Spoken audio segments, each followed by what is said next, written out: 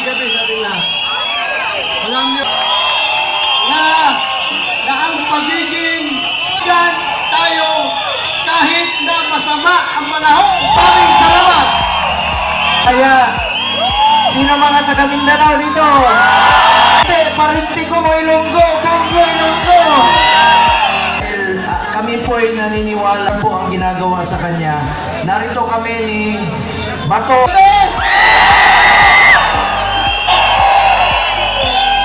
At gaya ng Duterte at sama-sama pa to.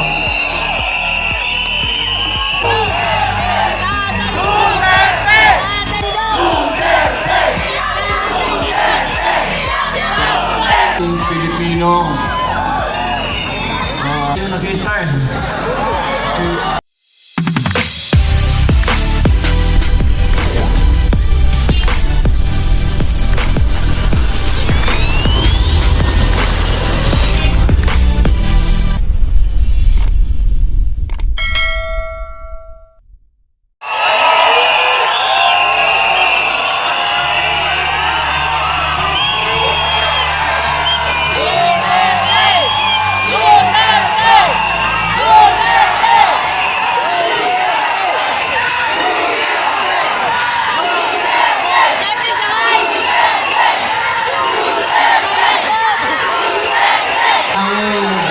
pinuntahan ko dito.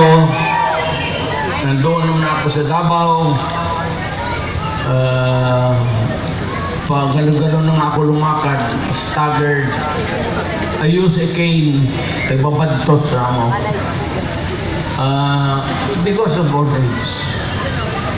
I used to be, pupunta ako dito ng Davao, dito na ako nag-aral. At matatag at tigas ang katawan. Hindi ko naman akalain na paabutin ako ng Panginoong Diyos. Pagkatapos, uwi, makatrabaho, at maging isang mayor doon for 23 years. Naging congressman, vice mayor ako ng anak ko. Tapos, after about almost 30 years, bumalik ako ng Maynila, hindi na estudyante. Bilang presidente. Presidente na ako.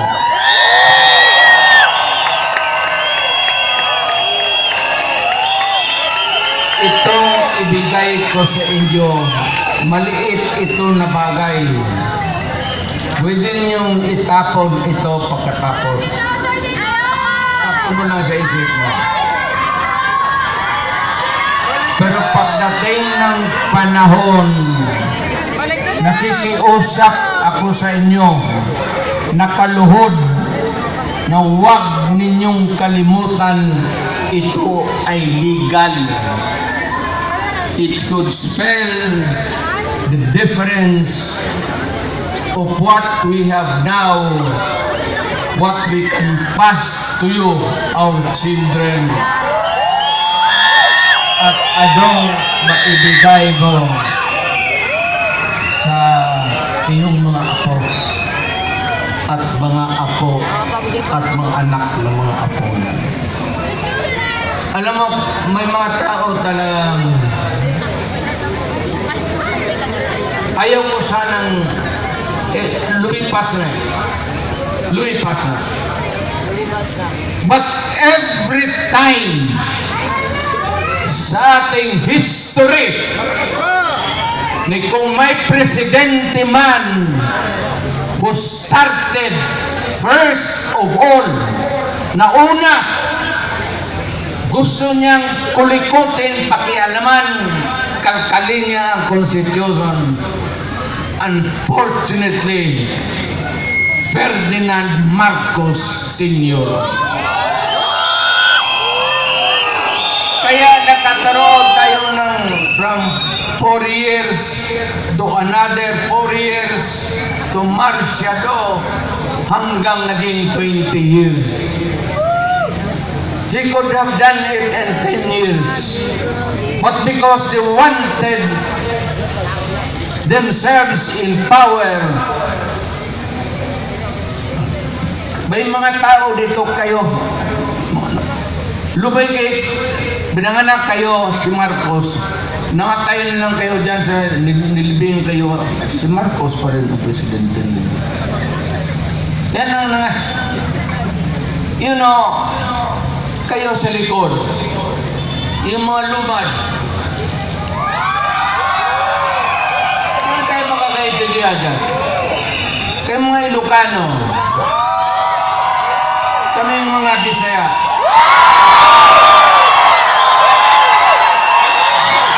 mga Waray,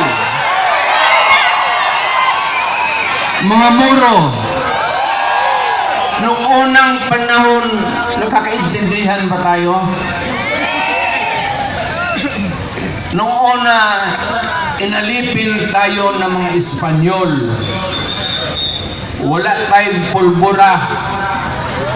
Ang sekreto niyan, pulbura pati kanyon. So nung unang putok-putok, at mabuti na lang itong si Magellan, sumimple, pumunta sa likod ni Magellan, at pinotol yung itlog niya.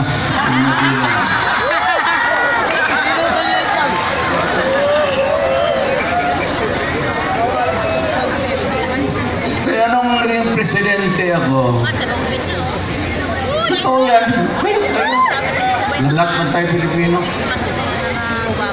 Tingin-tingin ako dyan sa mga stamps. Jose Rizal, Bonifacio, Apolinario Mabini,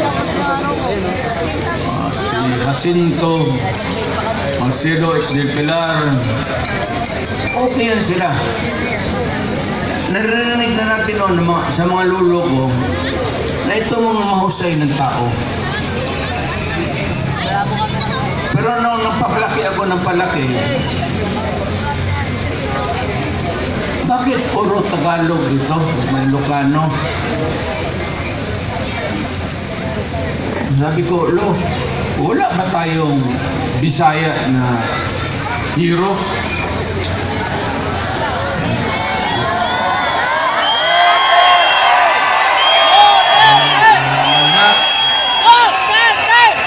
Nakalimutan lang tayo ng mga Tagalog kasi nasa Bisaya lang tayo.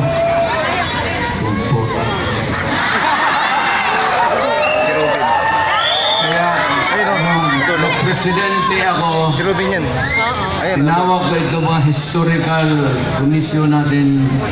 Yung Idol! stamp natin. Hoy! Ayan.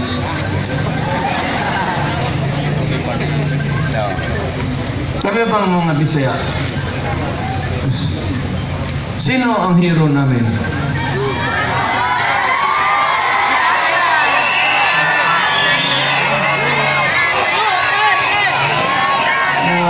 Balitaan namin si Daguhoy sa Cebu. Ang problema kay Daguhoy, of later years, nung bago na, ito mga pulis na gago, ang pulis, ang tawag nila sa mga ganon, Daguhoy. Kung bakit hindi gipangalan ng Daguhoy yung mga animal na kriminal nila? Paano nila si Daguhoy hindi natin mahiro? O sino pa sabi doon? Yung tigas na Cebuano, sino? 0.5. Sabi man nila, meron man sir. O sino? Pero isa man sir.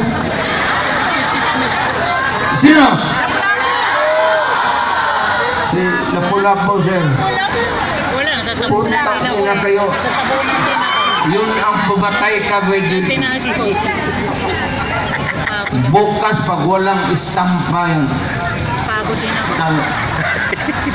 Kaya ngayon, nandyan na si Lapu-Lapu, tapos si Daguhoy. Sinabi ko sa mga polis, pati military, huwag na ninyong tawagan yung mga hood-upper, mga kidnapper na Daguhoy. Ayaw ko, bakit nakaugulian nila? Hindi naman sinasadya siguro. Pero medyo may 2-3 na kami. Kung mamatay si Pepe o si Bongo, dagdagan natin ng pangatlong hero.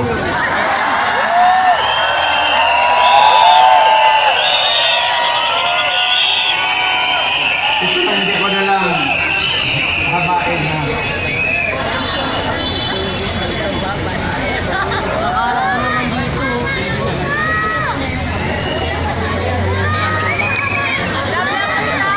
Ito ba dalawang papel?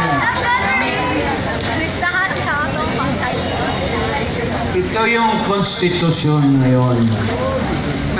Bantay kayo dito. Bantay kayo dito.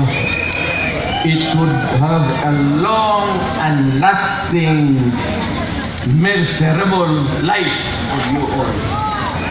Ito yung konstitusyon natin. Ang una talang gumalaw nito, iba-iba niya, si Marcos. Maniwala ka hindi. After a few decades, ang pangalawang taong gustong kumalkal ng konstitusyon natin. So yun nga guys, grabe ang tao dito guys, shout out. Ayan si Idol. Si Idol Rubin guys, ay sa dulo guys, shout out. Ayan, katabi niya si Roque. Ayan, shout out. Sa kabila naman si Philip Salvador, pakaway-kaway siya guys. Si Senador Bato, ayan, si Bongo. Shout out.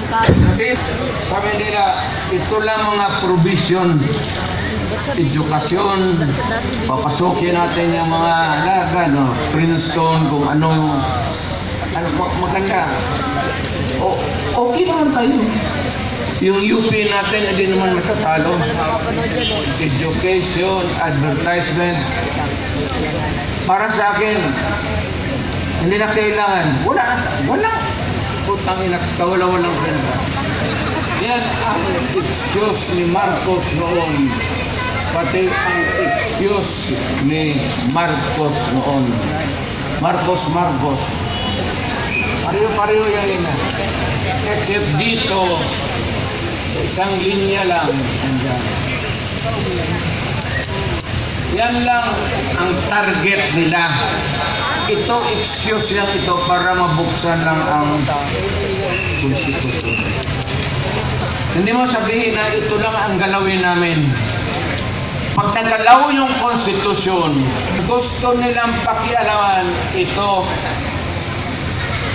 Yung termino ng tatay niya, na binalastog niya, at itong konstitusyon ngayon ni Martin Romualdez, asawa ni Lisa, pati si Bongo. Ano ang gusto nila? Pahabaan ang konstitusyon. Kasi noon nga, Kapugyan talaga. nilampastagan ni Marcos, napaalis siya sa Pilipinas, sinauli yung original. Pagkatapos yung speech.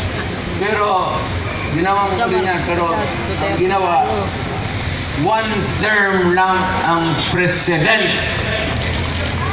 6 years, walang re-election. Kagaya sa akin. Takbo ka ba Yung President? konstitusyon na inabot, under which Marcos was elected, ganon rin. One term, 6 years. Ito, excuses na lang ito. Kagaya nito ni Marcos din o tatay niya. Ang puntarya talaga nila, ito, dito, ito. Yung term extension.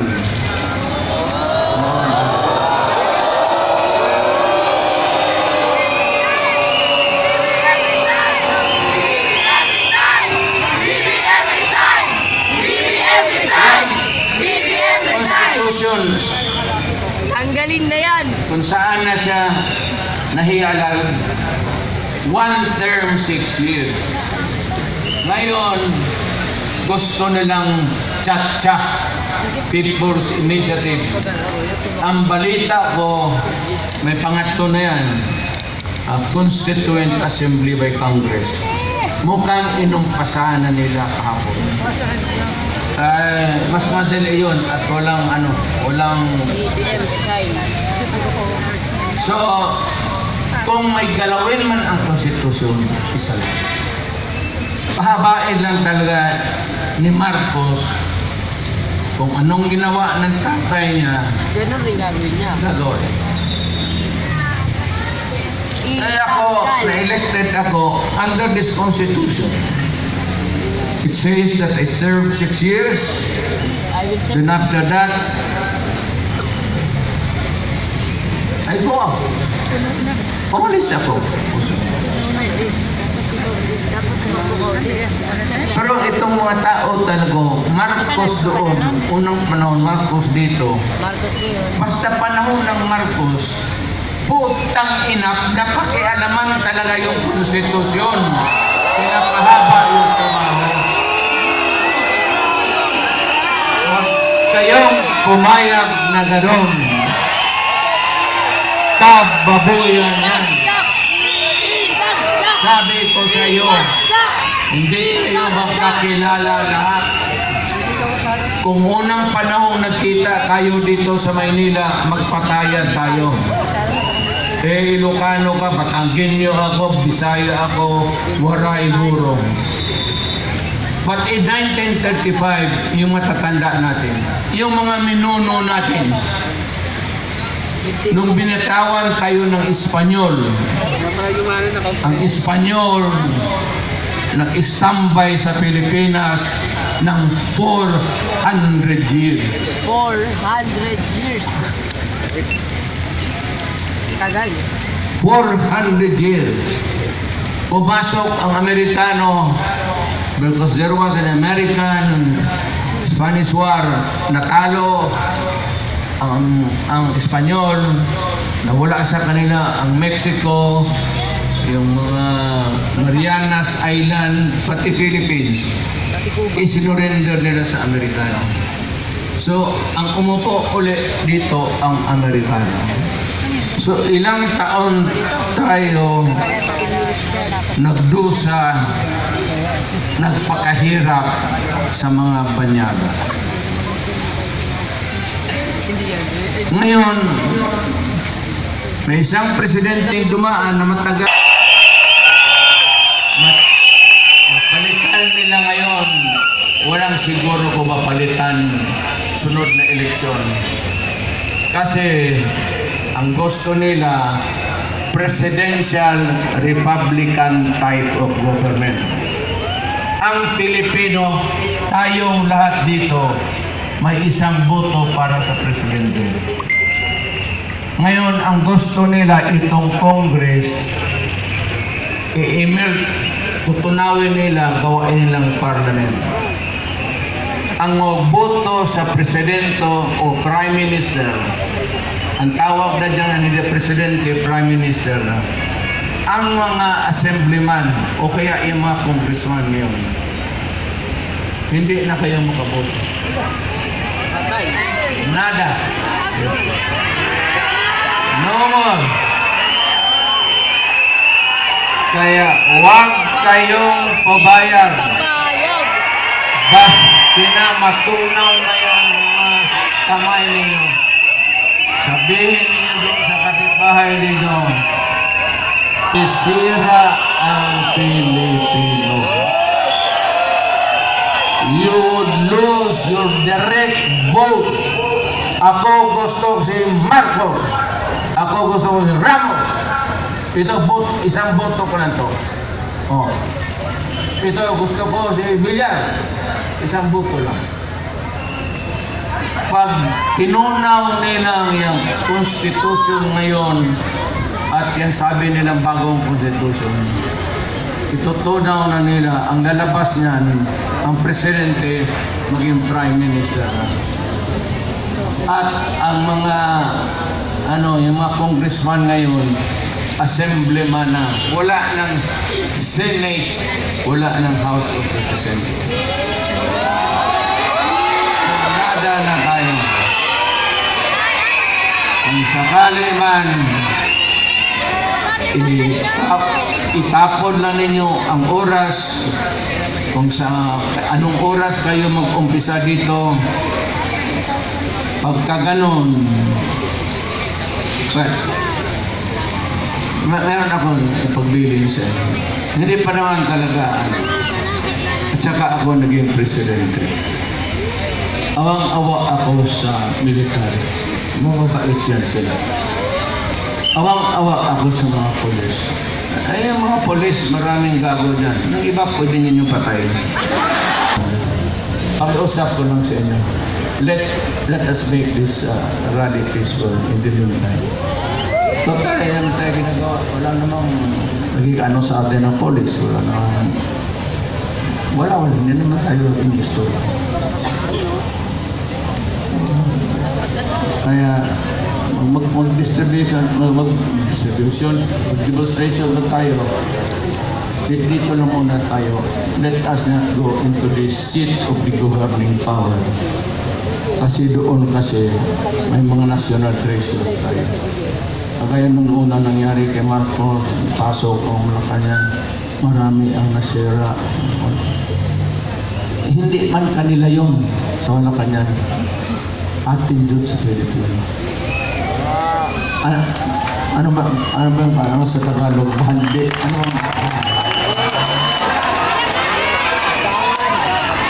Yung lahat ng sa Malacanang, pwersa lang ang japi nila, pati pante. Yung lahat dyan, mga paintings, lahat makita mo, kayamanan ng Pilipinas. So, huwag mo na doon at magpunta ka doon, huwag natin sirain. Ang huwag ninyong kalabanin ang pulis pati military. Kung pagdating ako ng magpapagit na. Kasi ayaw ko, naging presidente kasi ako, naintindihan ko trabaho nila. Mahal ko ang military. Mahal ko ang mga pulis.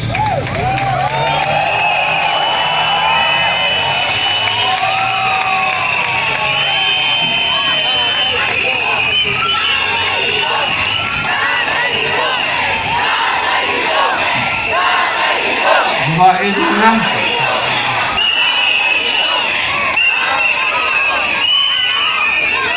May nakikita kasi ako nung polis, ako nung presidente pa ako na assign sa akin. Nawala nga nung... Pero the one thing that I can contribute really is let us avoid bloody. Hindi pa.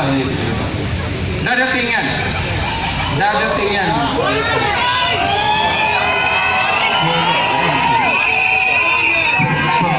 Marami daw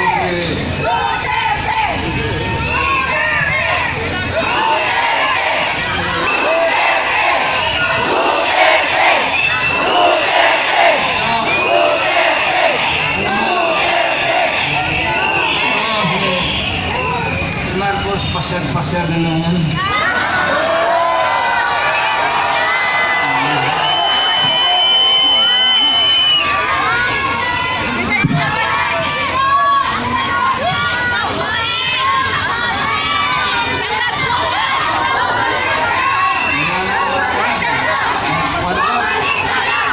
Marcos,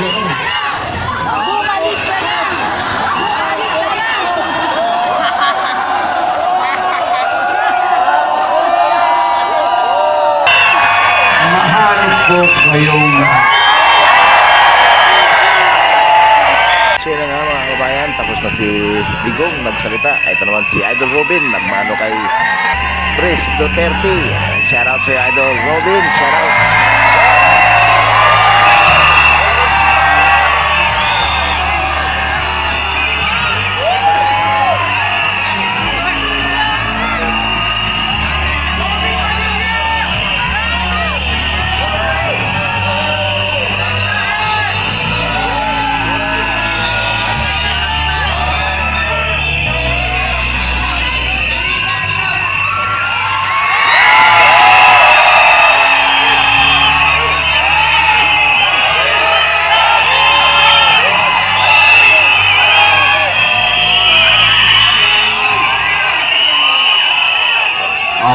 billahi minash shaitanir rajim.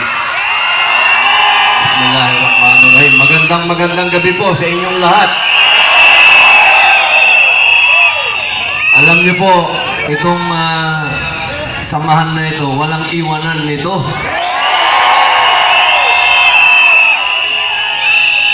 Ako po, katulad po ng sinabi ni Tatay Digong, ang kaibigan, kaibigan yun.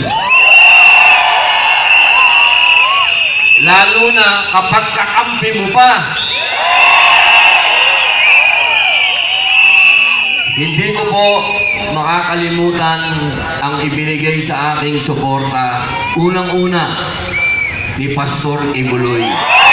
Hindi po dahil sa pogi ako, ha. Kami pong dalawa ni Pastor ay naniniwala na dapat tapusin na ang armed struggle dito sa Pilipinas.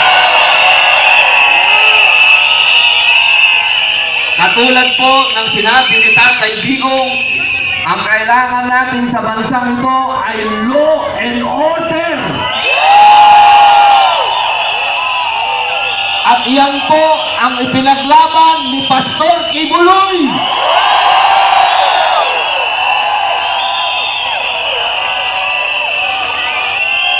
At ngayon, sa kanyang pinaglaban, siya po ay dumadaan sa isang pakikibaka na hindi natin siya iiwan.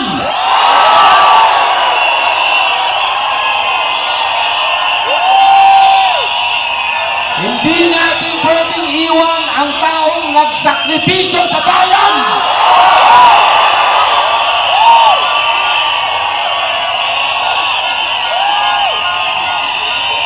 Kaya po, mga mahal kong kababayan, hinihingi ko po na sana huwag nating iwan si Pastor. Maraming salamat po. Mabuhay!